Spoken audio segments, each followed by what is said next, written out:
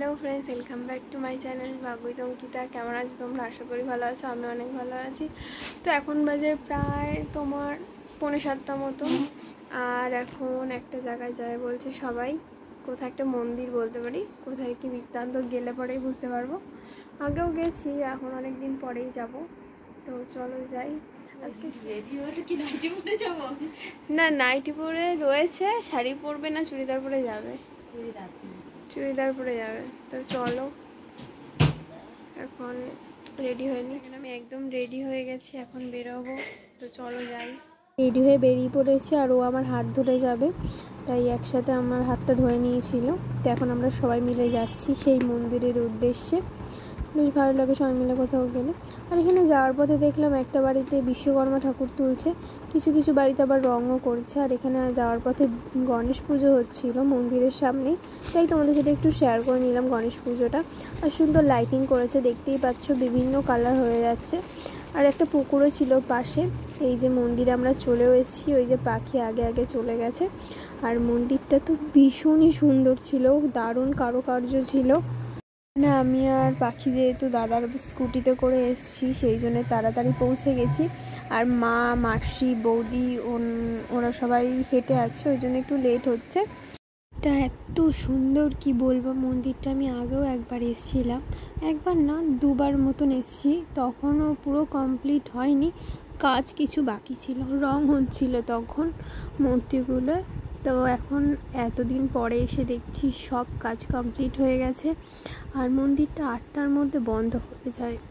তাড়াহুড়ো করে গিয়ে আগে বজরংবলীর দর্শন করে নিলাম। আর যেহেতু আর একটু পরেই মন্দিরটা বন্ধ হয়ে যাবে, সেই জন্য একটু তাড়াহুড়োই ছিলাম। আর ফোন করে মাকেও জানিয়ে দিলাম যে তোমরাও তাড়াতাড়ি আসো, মন্দিরটা একটু পরেই বন্ধ হয়ে যাবে। আর দেখো দূর থেকে কি সুন্দর লাইটিং করেছে, দারুণ লাগছে। একটু বিকেলে আসলে আরও ভালো করে বোঝাতে পারতাম তোমাদের চারিদিকটা, কিন্তু আমার আর টাইম হলো না, সবাই মিলে বেরোতে একটু লেট হয়ে গেল। তো যাই হোক, তোমাদের আগে মন্দিরটায় যাই দেখাই। আমার তো ভীষণই ভালো লেগেছে মন্দিরটা, আর কি সুন্দর চারিদিকে কারুকার্য করা, দারুণ লেগেছে আমার, অসাধারণ লাগলো মন্দিরটা। কয়েকজন এসে পুজোও দিচ্ছিল মন্দিরে, তো সেই জন্যে দাদা আর পাখি অনেকক্ষণ আগেই চলে গেছে। আর আমি তোমাদের সাথে একটু শেয়ার করতে করতে যাচ্ছি, তাই জন্য একটু লেট হচ্ছে। পিছনে আর একটা ছোটাচ্ছে ভোলেনাথের মন্দির, আর এটা হচ্ছে বজরংবলীর মন্দির। তো ওখানে যাচ্ছি আমি মন্দিরে। আমার তো দারুণ লেগেছে মূর্তিটা, খুবই সুন্দর, অপূর্ব। আর এখানে দুটো মাসিমা আছেন, ওনারাই দেখাশোনা করেন আর কি মন্দিরটা। পাখি এখানে ঘন্টা বাজাচ্ছিল, তো দেখতেই পাচ্ছ কি দারুণ লাগছে। এখানে আমি একটু ঘন্টা বাজিয়ে নিলাম। ভীষণই সুন্দর মন্দিরটা, আমার তো অপূর্ব, মানে দেখে মানে এতটা আমি আগেও দেখেছি, কিন্তু এতটা কাজ কমপ্লিট হয়নি আমি যখন দেখেছি, এখন পুরো কমপ্লিট হয়ে গেছে। আমার তো দারুণই লাগছে।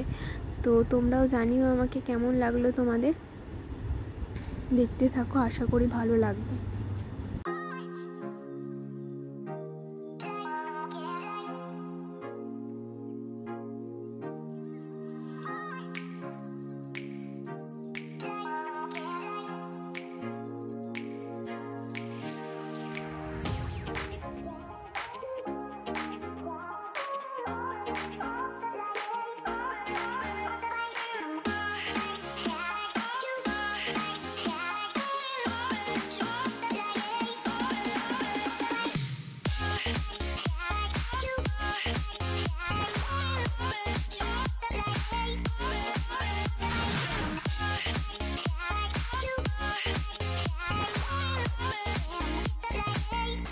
ভগবানকে প্রণাম করা হয়ে গেছে, এখানে মিশো চলে এসছে, মা আর মাসিও এসছে, বৌদিও আছে। তো ওনাও সবাই এক্ষুনি এলো। তো আমার নমস্কার করে আমি বেরিয়ে যাচ্ছি এখন। তোমাদেরকে একটু দেখাচ্ছি, চারিদিকটা একটু উঁচুতে রয়েছে, সেই জন্য দেখতেই পাচ্ছ চারিদিকটা ঘুরিয়ে দেখাচ্ছি। এই যে ঢুকছে, আর এখানে বৌদিও ভিডিও করে, বৌদি একজন ব্লগার। নমস্কার করা হয়ে গেছে, আর দেখতেই পাচ্ছ পাখি চারিটা দিক ছুটে বেড়াচ্ছে।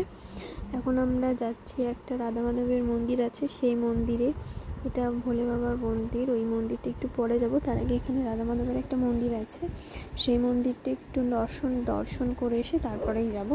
তো চলো আগে রাধা মাধবটা দর্শন করে আসি।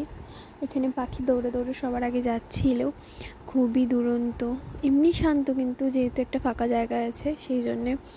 আর এখানে রাধা মাধবকে শয়ন দেওয়া হয়ে গেছে, লাইট জ্বালানো হয়নি, আমরা বাইরে থেকে দর্শন করেই চলে এসেছি, মানে গেটের বাইরে থেকে, ভিতরে আর ঢোকা হয়নি।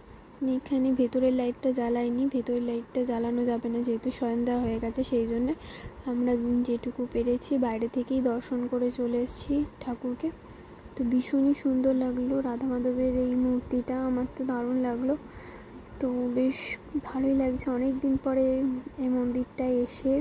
আমরা যখন এসেছি এত কিছু কাজই হয়নি, অনেক কাজ বাকি ছিল, তখনও কাজ চলছিল আমরা যখন এসেছিলাম। তো এখন পুরো কমপ্লিট হয়ে গেছে, তাই জন্য একটু দর্শন করে নিচ্ছি। এখানেও একটা মূর্তি ছিল রাধা মাধবের, খুবই সুন্দর মূর্তি, এখানে আমরা একটু প্রণাম করে নিয়েছিলাম। তো তোমরা কতটা কি বুঝতে পারছো আমি জানি না, কিন্তু মন্দিরটা কিন্তু অনেকটা এলাকা নিয়ে, মানে অনেকটা জায়গা নিয়ে আর কি, অনেক বড় মন্দিরটা, ভীষণই সুন্দর। যদি আরেকটু দিনের বেলা আসতাম সব কিছু তোমাদের খুব সুন্দরভাবে দেখাতে পারতাম। তো এখানে আছে, এখানে কৃষ্ণ ঠাকুর বাঁশি বাজাচ্ছে। তো এই মূর্তিটাও দারুণ লাগছে, মানে খুবই সুন্দর লাগছে আর কি। আমি তো অবাক হয়ে যাচ্ছি ঠাকুর দেখিয়ে, এত সুন্দর ঠাকুর, মানে খুবই সুন্দর, বলে বোঝাতে পারবো না, এতটা ভালো লাগছিল। ফোনে কতটা কি বুঝতে পেরেছো জানি না, কিন্তু কাছ থেকে আরও সুন্দর লাগছিল। এখানে আছে শিব ঠাকুর, পার্বতী মা, গণেশে আছে। তো এই মন্দিরটাও খুবই সুন্দর, দেখতেই পাচ্ছ পিছনে একটা মহাদেবের মূর্তিও রয়েছে। অসাধারণ একটা দৃশ্য দেখলাম সত্যি, অনেক দিন পরে এত সুন্দর লাগলো কি বলবো। আর ওইখানে একটা বেলগাছও ছিল, তোমরা কতটা কি বুঝতে পারছো জানি না, অন্ধকার লাগছে। তো এখন আমাদের দর্শন করা হয়ে গেছে, এখন আমরা চলে যাচ্ছি, একটু পরেই মন্দিরটা বন্ধ করে দেবে। তো আমরা ভাবতে পারিনি 8টার মধ্যে এসে দর্শন করতে পারবো, কারণ আমি যখন ভিডিওটা স্টার্ট করেছি তখনই বাজে 6:45। তো মন্দিরটা হেঁটে আসতে একটু সময় লাগে, যেহেতু আমরা গাড়িতে এসেছি সেহেতু কম টাইম লেগেছে, দেখলেই মা পরে ঢুকলো। তো এখানে প্রায় নিত্য পুজো হয় সকালে, এখন আর সন্ধে হয়ে গেছে, এখন বন্ধ করে দেবে মন্দিরটা, 8টা পর্যন্ত খোলা। আমি প্রথমেই বললাম এখানে আর একটা মহাদেবের মূর্তি আছে, এখানে আমার তো অসাধারণ লাগলো মহাদেবের মূর্তিটা। এখানে আমি একটু ঘন্টাও বাজিয়ে নিলাম, কি বলবো এত দারুণ লাগলো ঠাকুর, আমি অবাক হয়ে গেছি দেখে, সত্যি খুবই সুন্দর লাগলো।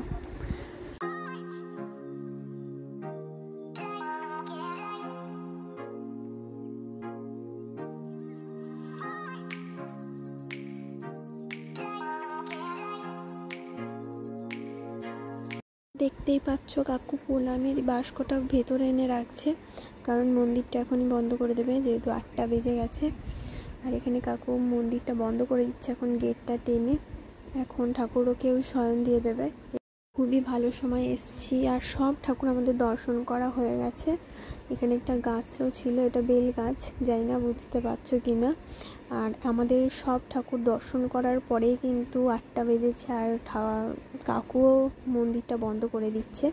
আর এখানে একটা পুকুর ছিল, পুকুরের সামনেটাতে দড়ি বেঁধে দিয়েছে, রাত্রি হয়ে গেছে বলে। এমনিতে ওখানে প্রচুর মাছ থাকে, একটু মুড়ি দিলেই অনেক মাছ চলে আসে মুড়ি খাওয়ার জন্যে। আর এখানে অনেকটা জায়গা নিয়ে মন্দিরটা, গুলো সারা রাত জ্বলে না, 8টার পরে কাকু বন্ধ করে দেবে লাইটগুলো আর কি। আর আস্তে আস্তে একটা একটা করে মন্দির বন্ধ করছে, অনেকগুলো মন্দির যেহেতু। তো এখানে সব লাইটগুলো জ্বলবে না, কিছু লাইট জ্বলবে, কিছু লাইট বন্ধ করে দেবে। এখানে অনেকটা জায়গা, তো আমরা সবাই মিলে একটু ঘুরে ঘুরে দেখছিলাম পুরো জায়গাটা। আর ওখানে কি সুন্দর একটা ভোলেনাথের মূর্তি দেখতে পাচ্ছ, বুঝতে পারছো কিনা আমি জানি না, কিন্তু আমার তো অপূর্ব লাগলো সত্যি, কি বলবো। আর দেখতেই পাচ্ছ প্রায় লাইটই কাকু বন্ধ করে দিয়েছে। ওখানে শিব ঠাকুর মুনি ঋষিরা ছিল, সেইখানেও কিন্তু অনেক আলো লাগানো ছিল, সেই আলোগুলো কিন্তু বন্ধ করে দিয়েছে কাকু আস্তে আস্তে, যেহেতু 8টা বেজে গেছে। আর এখানে খুব নিয়ম মাফিক মন্দির খোলা হয় এবং বন্ধ করা হয়, আমি যেটা বুঝলাম আর কি। এইখানে দেখতেই পাচ্ছ এখানে অনেক আলো লাগানো ছিল, কিন্তু আমি সেটা খেয়াল করিনি, বুঝতে পারিনি কাকু এইখানের আলোটা এত তাড়াতাড়ি নিভিয়ে দেবে, নাহলে তার আগেই শেয়ার করে দিতাম। তো তোমরা আশা করি বুঝতে পারছো, এখানে অনেক ঋষিরা ছিলেন, ভোলেনাথ ছিলেন, সবাই এখানে ধ্যান করছে আর কি, সেটা নিয়ে একটা স্ট্যাচু বানিয়েছে। তো সেটাও খুব ভালো লাগছে দেখতে, খুবই সুন্দর করেছে কাজগুলো, অসাধারণ লাগছে আমার। অনেক দিন পর এত সুন্দর দৃশ্য দেখতে পাচ্ছি, সত্যি খুবই ভালো লাগছে এখানে এসে। এত সুন্দর একটা জায়গা, খোলামেলা পরিবেশ, আর ভালো হাওয়াও দিচ্ছিল পতাকাটা দেখে, তোমরা বুঝতে পারছো। তো খুবই ভালো একটা অনুভূতি হচ্ছে, দারুণ লাগছে। এটা মুখে বা ভাষায় আমি প্রকাশ করে বোঝাতে পারবো না তোমাদের। আর দেখতেই পাচ্ছ লাইটগুলো একটা একটা করে কাকু প্রায় বন্ধ করে দিচ্ছে। এখন কাকু বেরিয়ে মন্দিরটা বন্ধ করে দেবে। এখন আমরাও আস্তে আস্তে বেরিয়ে যাচ্ছি। সেই জন্যে এখানে বৌদিও ভিডিও করছিল আর কি। সবাই এক এক করে বেরিয়ে গেছে, কিন্তু বেরিয়ে যাওয়ার সময় মায়ের মাথায় এসছে না মায়ের আর মাসির একটা ফটো তোলা হয়নি। সেই জন্য একটু দাঁড়ালো মা মাসি, আমি মা মাসির ফটোটা তুলে দিচ্ছিলাম। মা প্রথমে বলছিল ঠাকুরের সামনে দাঁড়িয়ে তুলবে, কিন্তু মুখটা ভালো আসছিল না, যেহেতু লাইটটা উল্টো দিকে লাগানো। সেই জন্যে বললাম তোমরা ওদিকে দাঁড়াও, আলোটা পড়বে, ভালো লাগবে ফটোটা তুলতে। সেই জন্যে আর কি একটু ফটো তুলে দিচ্ছিলাম মাসি আর মায়ের।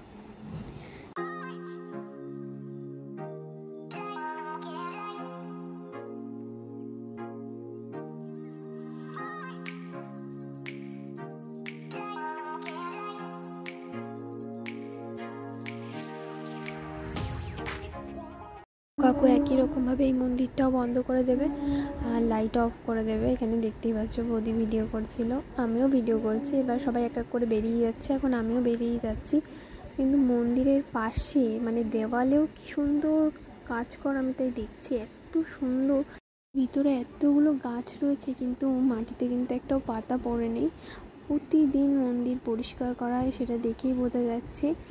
মাঝখানে মাঝখানে গাছগুলো, কিন্তু একটাও পাতা নেই। খুবই ভালো লাগছে, মানে গাছ থাকলে তো পাতা নিচে পড়বেই, একটাও পাতা নেই। খুবই পরিষ্কার পরিচ্ছন্ন মন্দির। আর একটা একটা করে সব লাইটে অফ করে দিল কাকু। এখন মন্দিরটাও বন্ধ করে দিয়ে আসতে হবে। এখানে আমরা এখন বাড়ি যাচ্ছি, বাড়ির পথে রওনা দিচ্ছি। তো এখানে বাইরে থেকে আরেকবার মন্দিরটা তোমাদের দেখিয়ে নিচ্ছি। কেমন লাগলো আমাকে কমেন্ট করে অবশ্যই তোমরা জানিও। আর যাওয়ার সময় বললামই তোমাদের এখানে একটা গণেশ পুজো হয়েছে, কিন্তু ঠিক করে মুখটা তোমাদের সাথে শেয়ার করতে পারিনি, তাই এখানে ঠিক করে মুখটা শেয়ার করে দিলাম গণেশের। এখানে বাচ্চা ওরাও ছিল মণ্ডপে আর কি। এখানে আমরা বাড়ির পথে এখন রওনা দিচ্ছি। তো দাদা তো স্কুটি নিয়ে এসেছে, আমি বললাম না আমি এখন আর স্কুটিতে যাব না, আমি হেঁটেই যাব। মানে মন্দিরে গেছিলাম, মন্দির থেকে চলে এসেছি, এখন এই বাজারের দিকে যাচ্ছি। সবাই যাচ্ছে ওখানে, বৌদি মা মাসি সবাই আসছে।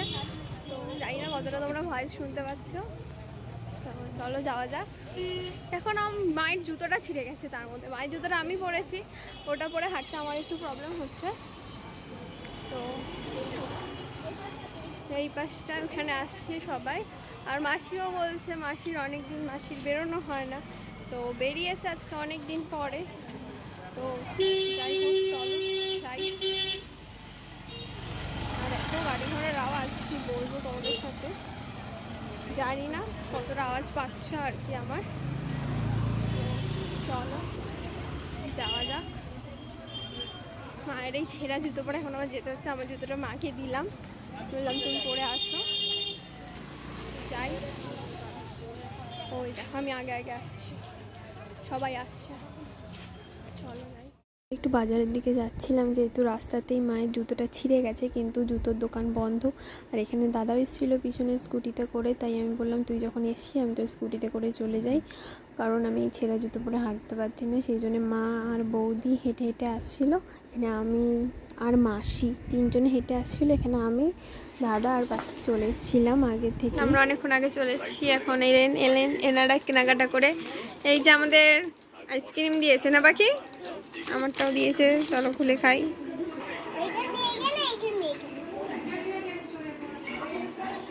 ভালো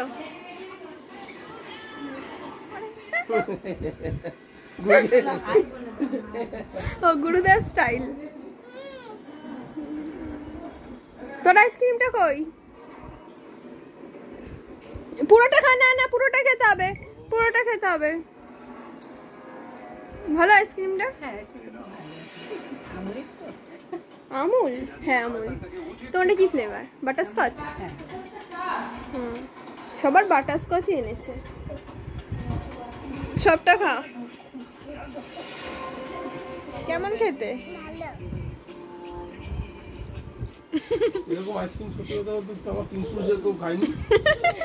অসাধারণ। তুমি তো মনে হচ্ছে ইন্টারভিউ দিচ্ছ। অসাধারণ, জীবন যে কদিন বেঁচে যায় এরকম আইসক্রিম খেয়ে চলে যেতে পারলে। এখানে অ্যাড দিয়েছিল আমুলের বাটারস্কচ আইসক্রিম। ঘন তাজা আমুলের হচ্ছে রাজা। আমুলের উপরে কোনো আইসক্রিম নেই, বাটারস্কচ বেস্ট আইসক্রিম। আইসক্রিমটা খাবি না? তোকে কিন্তু ফোন দেওয়া হবে না। আইসক্রিম আনার পর দাদাও আইসক্রিম নিয়ে এসেছিল, দুটো আইসক্রিমই খাওয়া হয়ে গেছে। আর এখানে দাদা বলছিল যে আইসক্রিমটা খুবই ভালো খেতে, সেই জন্যে সেটারই ভিডিও করছিলাম আর কি। তো আমার এই ভিডিওটা যদি তোমাদের ভালো লেগে থাকে তাহলে অবশ্যই লাইক, কমেন্ট, শেয়ার, আর নতুন বন্ধু হলে আমার চ্যানেলটিকে অবশ্যই সাবস্ক্রাইব করে পাশে থাকা বেল আইকনটি প্রেস করে দিও। আজকের জন্য এইটুকুই, দেখা হচ্ছে একটা নেক্সট ভিডিওতে। টাটা বন্ধুরা।